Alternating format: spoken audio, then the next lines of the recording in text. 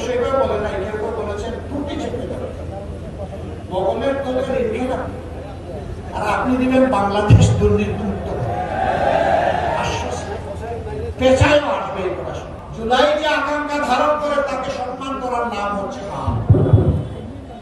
ওনাকে প্রথমে না বলছে, এখন জাতির এলাকায় এখন আস্তে আস্তে হা বলে, এটা তাদের মুখের নয়, মুখের কথা হোক, আমরা দোয়া করি। কিন্তু এবার কেউ তার পক্ষে দাঁড়ালে জাতি তার কাছ থেকে হিসাব নিকাশ ভালো করে বুঝে নেবে। হিসাব মা বোনদেরকে অপমান করার তার প্রতিবাদ আমি করি, এখন আমার পিছনে লেগেছে, ডাকাতের মতো ছুরের মতো লেগেছে। সামনে থেকে মোকাবেলা করার সাহস নাই, পিছন থেকে এখন আমার পিছনে লেগেছে। হ্যাঁ, পিছনে লোকেরা ইনশাল্লাহ পিছনে পড়ে থাকবে, সামনে যেতে পারবে। ওরা পিছনে থেকে যাবো থাকবে, সামনে সিংহে পুরুষের মধ্যে যাওয়ার সাহস ওদের নাই। আহ্বান জানাই, আসুন নিজের আদর্শ, কর্মসূচি, পরিকল্পনা, বক্তব্য, চরিত্রে নিয়ে আসুন।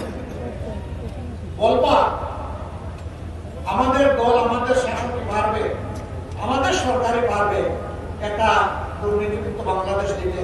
অবশ্যই বলে নাই, কেউ কেউ বলেছেন ত্রুটি চেপে দেবে, বগলের দলের ইন্ডিয়া আর আপনি দিবেন বাংলাদেশ দুর্নীতিমুক্ত আশ্বাস, পেছায়ও আসবে এই প্রশ্ন। সম্মানিত ভাইরা, জনগণ চালাকি সবার বুঝে, জনগণকে কেউ যেন বোকা না। এখন ঘটাচ্ছে কোন আমলের কোন কর্মচারীকে নিয়োগ দেওয়া হয়েছে, 11 দল যদি ক্ষমতায় আসে জামাতের নেতৃত্বে, এদের সবাইকে বাদ দিয়ে দেবে। আমাদের অঙ্গীকার ইনসাফ কায়েম। যেদিন থেকে নতুন বাংলাদেশের জন্ম হবে, সেদিন থেকে বাংলাদেশকে নতুন ভাবে ঢেলে সাজানো হবে ইনশাআল্লাহ।